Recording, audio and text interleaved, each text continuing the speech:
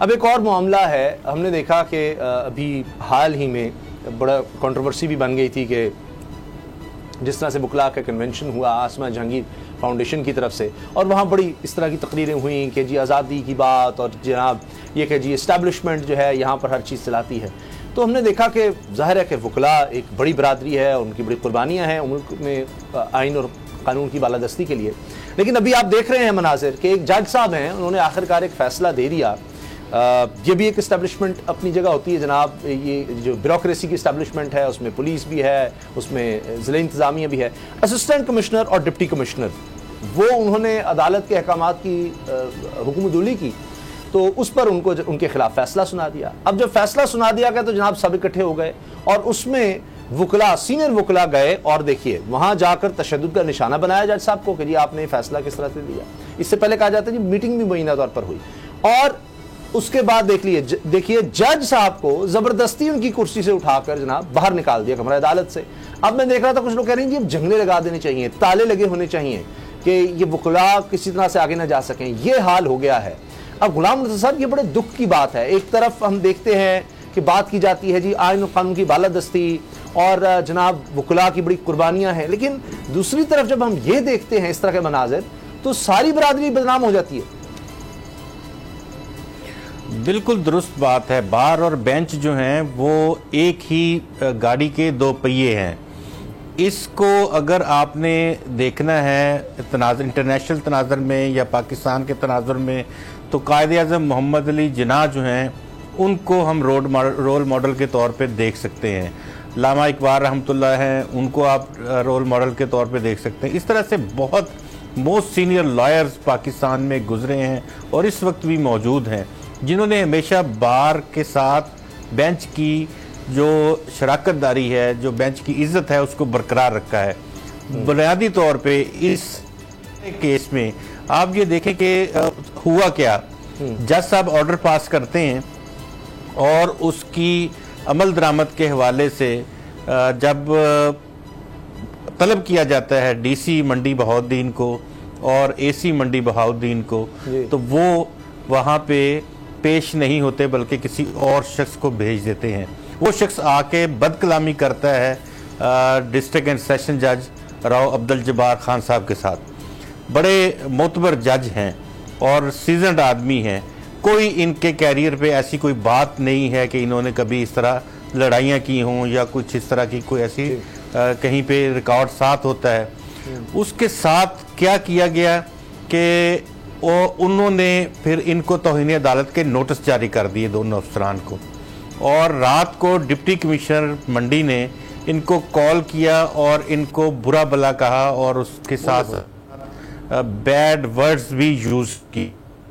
ये है किरदार हमारी ब्यूरोक्रेसी का, जिन्होंने ये काम करना होता है कि इनके ऑर्डर्स पे अमल दरामद करवाना होता है, वो उनके खिलाफ खड़े हो गए। उन्होंने इनको तलब किया। तलब करने के बाद जब इनसे कोई बात ना बन सकी, ना डिप्टी कमिश्नर से ना वहाँ के एसी से, तो उन्होंने इनको सजा सुना दी 3 माह की। अब होना तो ये चाहिए था कि वहाँ पे जो पुलिस एहलकार हैं वो मौजूद होते, वो जिस तरह आम लोगों को गिरफ्तार किया जाता है इनको भी गिरफ्तार किया जाता और इनको साथ ले जाते, लेकिन वहाँ से पुलिस ही गायब हो गई और ये लोग अपने घर चले गए।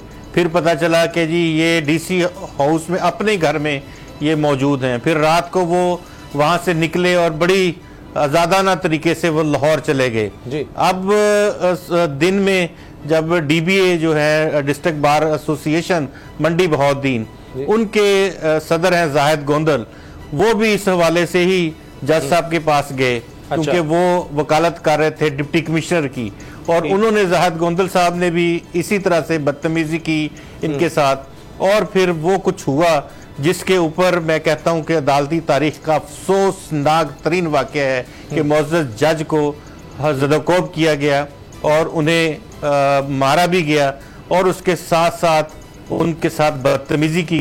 जी, उनको कमरा अदालत में पुलिस मौजूद नहीं थी, मनसब से उसको हटा दिया। अच्छा, अब ये एक बिल्कुल आपने ये एक ऐसा जी बात मुकम्मल कर जी। हाँ, ये एक ऐसा नेक्सस है जिसमें आपको डीपीओ जिसमें आपको एसी, जिसमें आपको डिप्टी कमिश्नर साहब, तमाम के तमाम आपको लोग ऐसा लगता है कि वो अलाइन है। और वो राव अब्दुल जब्बार साहब जो हैं उनको वो कोई सबक सिखाना चाहते हैं। अच्छा, वो वहां पे ये बात साहब आपने देख लिया, मुझे कुर्द साहब की तकरीर याद आ रही है, बड़ी जबरदस्त तकरीर थी और बड़ा उन्होंने जनाब उसमें जज्बाती और आज़ादी और ये और वो, और जनाब ये है कि यानी चीफ जस्टिस साहब भी हमने देखा बड़े जज्बाती, उन्होंने कहा जी मुझ पर किसी का दबाव नहीं कभी। लेकिन यहाँ हमें नजर आता है कि बाकी अगर जज पर कोई दबाव होता है तो ये वाला दबाव है कि एक नेक्सस सा बन जाता है, ब्यूरोक्रेसी में है, जनाब पुलिस भी है, दीगर इदारे भी हो जाते होंगे, और वहां पर वकला फिर उसके साथ है, वहां तो वो तो जज को वो मार रहे हैं, फिर वो कहते हैं कौन सा निज़ाम अदल, क्या जनाब कौन क्या करता है, किस तरह से इंसाफ, वो क्या करेगा इंसाफ जनाब, जब आपकी वहां डिस्ट्रिक्ट की जो एस्टेब्लिशमेंट है वो नहीं छोड़ती उस बेचारे को, और अब तो वकला तो उनका साथ दे रहे हैं, यहाँ क्या करेंगे आप? उसामा साहब, आपने पिछले साल देखा कि किस तरह से लाहौर बार कौंसिल के इंतखाबात से पहले एक जज्बाती तकरीर होती है, उसके बाद पंजाब इंस्टीट्यूट ऑफ कार्डियोलॉजी पे हमला कर दिया जाता है, उसके शीशे तोड़ दिए जाते हैं, उसका बेड़ागर्क कर दिया जाता है, वो भी सारे वकला ही थे और किसी के कोई उसका नोटिस नहीं लिया गया, किसी बार कौंसिल ने उसकी मदम्मत नहीं की और वो वाक़या जो था उसको इस तरह से हुआ जिस तरह से कोई वाक़या हुआ ही नहीं है। आए दिन आपको ये चीज़ें नज़र आती हैं कि जनाब वकला जो है वो थानों पे अटैक कर देते हैं, पुलिस वालों को मारना शुरू कर देते हैं, खामोशी छाई जाती है। एक तरफ ये सारे क्लेम करते हैं कि हम आइन और कानून की बालादस्ती के अलमबरदार हैं, आइन और कानून जो है इसके रखवाले हैं, और दूसरी तरफ आइन और कानून की बालादस्ती के ये हालात हैं कि वो जजेस जो इनकी मर्जी के खिलाफ फैसले दें ये उनकी भी पिटाई कर देते हैं। आपको पता है कराची में भी एक वीडियो है किस तरह से एक फीमेल जो लॉयर है उनको मारा जा रहा है, फिर हाई कोर्ट के जजेस को मारा जा रहा है। उसामा साहब, ये कैसी आइन और कानून की बालादस्ती है? ये तो सीधी सीधी गुंडागर्दी है, ये तो सीधी सीधी बदमाशी है कि आप जिसको दिल चाहे, आपके आगे ना आइन है ना कानून है, ना वो जजेस जो आइन और कानून की बालादस्ती के लिए फैसले करते हैं आप उनको भी नहीं मानते। मगर अगर एक वकील ही उस फैसले को नहीं मानेगा तो फिर आम आदमी का आप उससे क्या करेंगे? मेरा सवाल तो ये, आप एसी डीसी को तो भी एक साइड पे करें ना। पहली बात तो ये कि बार को किसके साथ खड़ा होना चाहिए था? बार को तो उस जज के साथ खड़ा होना चाहिए था। बार और बेंच का आप कहते हैं रिश्ता है, एक ही सिक्के के दो हिस्से हैं। बार और बेंच जो है अगर वो एसी डीसी और डीपीओ के साथ खड़ी हुई है तो फिर आपको इसको क्या नाम दे देंगे? इसका मतलब कि बार क्या रोल प्ले कर रही है?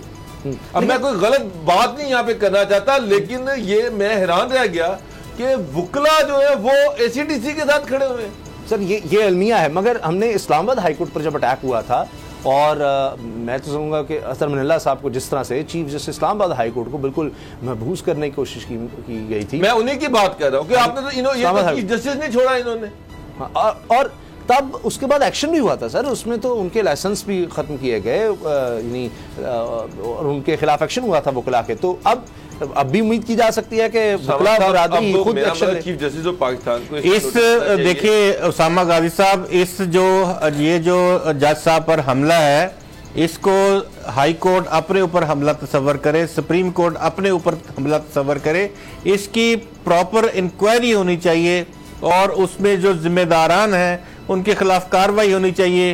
पंजाब हुकूमत को देखें कि उन्होंने फौरी तौर पे ऑफिसर्स के तबादले कर दिए।